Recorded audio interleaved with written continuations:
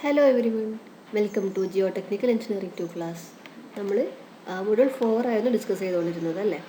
അതിൽ raft foundation start ചെയ്തു.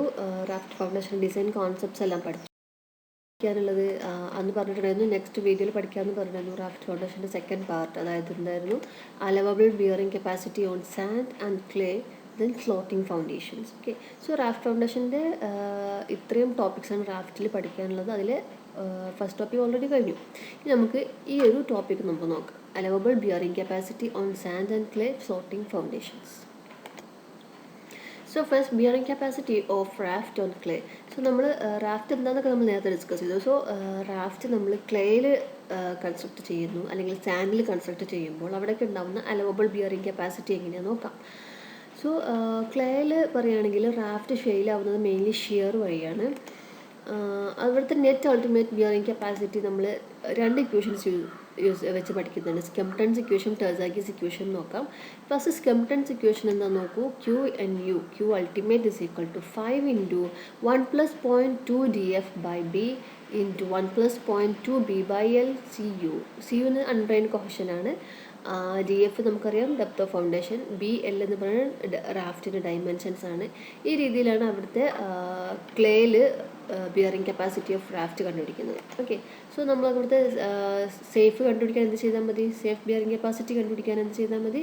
Ultimate bearing capacity divided by factor of safety, right? Next equation നോക്കൂ, Terzaghi's equation ആണ്. Terzaghi's equation പറയുന്നത് QNF is equal to 5.7 × 1 + 0.3 B/L × CU. Okay, same ഇതിൽ terms എല്ലാം നമുക്ക് അറിയാവുന്നത് തന്നെയാണ്. BL ഒക്കെ എന്താണ്? ഡൈമെൻഷൻ. CU undrained കോഹഷനാണ്.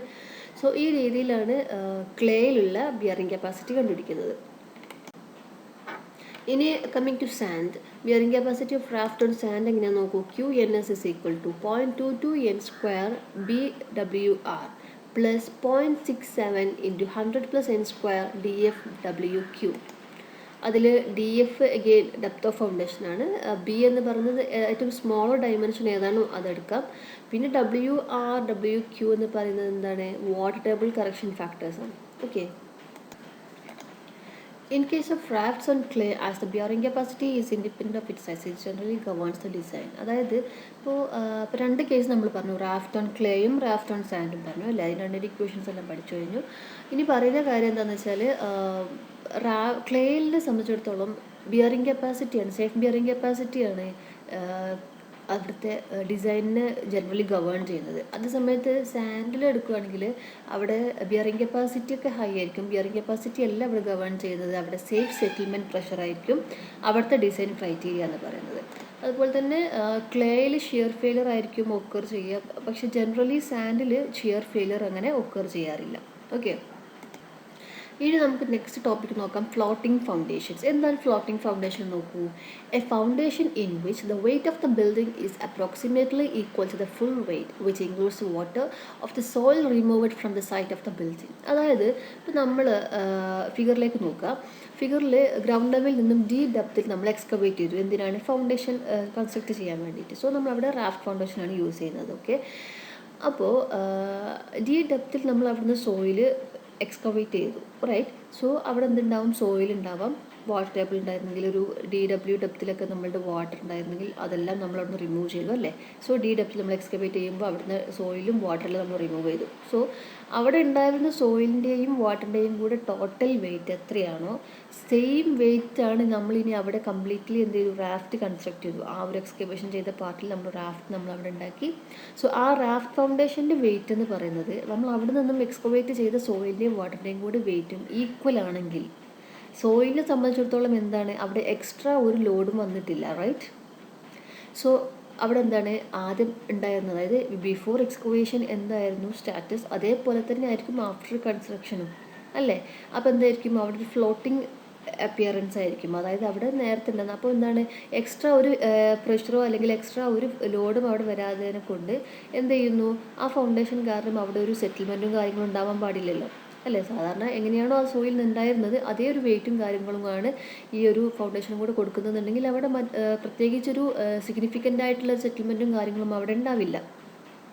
അങ്ങനെയുള്ള ടൈപ്പ് ഓഫ് ഫൗണ്ടേഷൻ നമ്മൾ ഫ്ലോട്ടിംഗ് ഫൗണ്ടേഷൻ എന്ന് പറയും. ഓക്കെ, ഇപ്പോൾ total vertical pressure in the soil below the depth is same as before എക്സ്കവേഷന് മുന്നേ ഉണ്ടായിരുന്ന അതേ പ്രഷർ തന്നെയായിരിക്കും ആഫ്റ്റർ ദ എക്സ്കവേഷൻ ഉണ്ടായിരിക്കുക. ഓക്കെ, പിന്നെ തിയറിറ്റിക്കലി പറയുകയാണെങ്കിൽ that type of raft should not settle at all. പക്ഷേ എന്താണ്, ചെറിയ രീതിയിലൊക്കെ സെറ്റിൽമെൻറ്റ് ഉണ്ടാവാം. Extremely useful when structures are to be built in very soft clays. So very soft clay ആകുമ്പോഴാണ് ഇത് ഏറ്റവും കൂടുതൽ യൂസ്ഫുൾ ആവുന്നത്. ഇനി ഇതിൻ്റെ നോക്കൂ, ഇപ്പോൾ ഒരു സോയിലിന് ഫൗണ്ടേഷൻ വരുമ്പോൾ അവിടുത്തെ പ്രഷർ ഇൻക്രീസ് ക്യൂ എന്ന് പറഞ്ഞാൽ എന്തായിരിക്കും ഉണ്ടായിരിക്കുക? Q/A മൈനസ് ഗാമ DF അല്ലേ? ക്യൂ എന്ന് പറയുന്നത് ആ ഒരു ഫൗണ്ടേഷനിൽ ആക്ട് ചെയ്യുന്ന ലോഡ്, പിന്നെ അതിൻ്റെ എ എന്ന് പറയുന്നത് എന്താണ്, ഫൗണ്ടേഷൻ്റെ ഏരിയ, മൈനസ് ഗാമ GF അല്ലേ, depth of foundation into density, unit weight. So ഈ രീതിയിൽ നമ്മൾ നേരത്തെ പഠിച്ചിട്ടുണ്ടായിരുന്നു, ബിയറിംഗ് കപ്പാസിറ്റിയുടെ ചാപ്റ്ററിൽ പഠിച്ചിട്ടുണ്ടെങ്കിൽ ഇങ്ങനെയാണ് അവിടുത്തെ പ്രഷർ കണ്ടുപിടിച്ചിരുന്നത്. അപ്പോൾ നമ്മളിപ്പോൾ ഫ്ലോട്ടിങ്ങിൻ്റെ കേസിൽ പറയുമ്പോൾ അങ്ങനെ ഒരു വെർട്ടിക്കൽ പ്രഷർ അവിടെ ഇൻക്രീസ് ഉണ്ടായിട്ടില്ല. സോ ക്യൂ ഷുഡ് ബി 0 അല്ലേ? അങ്ങനെ വരുമ്പോൾ എന്ത് വരും? Q/A equal to gamma DF എന്ന് വരുമല്ലോ, റൈറ്റ്? അപ്പോൾ അവിടെ നിന്നും DF എന്ന് പറഞ്ഞാൽ എന്ത് കിട്ടും? Q/A ഇൻറ്റു ഗാമ എന്ന് കിട്ടും. സോ ഈ ഒരു equation DF is equal to Q/A gamma എന്നുള്ള രീതിയിൽ കണ്ടീഷൻ സാറ്റിസ്ഫൈഡ് ആയാൽ അവിടുത്തെ കേസ് എന്താണ്? ഫ്ലോട്ടിംഗ് ഫൗണ്ടേഷൻ്റെ കേസ് ആയിരിക്കും. ഓക്കെ, ഇനി ഫുള്ളി ഫ്ലോട്ടിംഗ് ആണെങ്കിലാണ് DF equal to Q/A gamma എന്ന് വരും. ഇനി പാർഷ്യലി ഒക്കെയാണ്, അതായത് DF is slightly less than Q/A gamma, അങ്ങനെ വരുമ്പോൾ എന്താണ്? ഇത് പാർഷ്യലി കോമ്പൻസേറ്റഡ് ഫൗണ്ടേഷൻ. അതായത് കോമ്പൻസേറ്റഡ് ഫൗണ്ടേഷൻ എന്ന് പറഞ്ഞാൽ ഫ്ലോട്ടിംഗ് ഫൗണ്ടേഷൻ മറ്റൊരു പേര് തന്നെയാണ്. So partially floating or compensated foundation ആകുമ്പോൾ അവിടുത്തെ ഒരു ഫാക്ടർ ഓഫ് സേഫ്റ്റി കൺസിഡർ ചെയ്യുന്നു. So Q net ultimate divide by Q എന്ന് വരും. ഓക്കെ, അപ്പം അത് രണ്ടും ഈക്വൽ അല്ല എന്ന് പറയുമ്പോൾ അതിൻ്റെ Q/A മൈനസ് ഗാമ DF എന്നുള്ള വാല്യൂ എക്സിസ്റ്റ് ചെയ്യുന്നുണ്ടല്ലോ. So Q net ultimate by Q net ultimate equal to Q/A minus gamma DF ആണ് അവിടുത്തെ ഫാക്ടർ ഓഫ് സേഫ്റ്റി. ഇനി ഇത് ക്ലേയിലാണ് നമ്മളിത് എക്സ്ട്രീംലി യൂസ്ഫുൾ എന്ന് പറഞ്ഞിട്ടുണ്ട്. ക്ലേ പോലത്തെ സോഫ്റ്റ് സോയിലാണ് നമ്മൾ ഈ ഒരു ഫ്ലോട്ടിംഗ് ഫൗണ്ടേഷൻ എക്സ്ട്രീംലി യൂസ് ചെയ്യുന്നതെന്ന് പറഞ്ഞിട്ടുണ്ട്. സോ ക്ലേയിൽ നമ്മൾ Q നെറ്റ് അൾട്ടിമേറ്റിൻ്റെ ഇക്വേഷൻ എന്തായിരുന്നു? നേരത്തെ നമ്മൾ കണ്ടുപിടിച്ചിട്ടുണ്ടായിരുന്നു അല്ലേ? നമ്മൾ നേരത്തെ പഠിച്ചു 5 × 1 + 0.2 DF/B × 1 + 0.2 B/L × CU, right? So അത് നമ്മൾ അവിടെ സബ്സ്റ്റിറ്റ്യൂട്ട് ചെയ്ത് കൊടുത്താൽ പാർഷ്യലി കോമ്പൻസേറ്റഡ് ഫൗണ്ടേഷൻ്റെ factor of safety F is equal to എന്താണെന്ന് നമുക്ക് കിട്ടും. ഓക്കെ, സോ ഈ ഒരു പോർഷനിൽ ഇത്ര തന്നെ പഠിക്കാനുള്ളൂ. സോ ഇക്വേഷൻസ് എല്ലാം ഓർത്ത് വെക്കുക. ഇത് യൂസ് ചെയ്തിട്ട് പ്രോബ്ലംസ് ചോദിച്ച് കണ്ടിട്ടില്ല, നോക്കണം. കുറച്ചും കൂടി ക്വസ്റ്റ്യൻ പേപ്പേഴ്സൊക്കെ റെഫർ ചെയ്ത് നോക്കുക. ക്വസ്റ്റ്യൻസ് ന്യൂട്രിക്കൽ ചെയ്തിട്ടുണ്ടെങ്കിൽ അത് ചെയ്ത് നോക്കണം.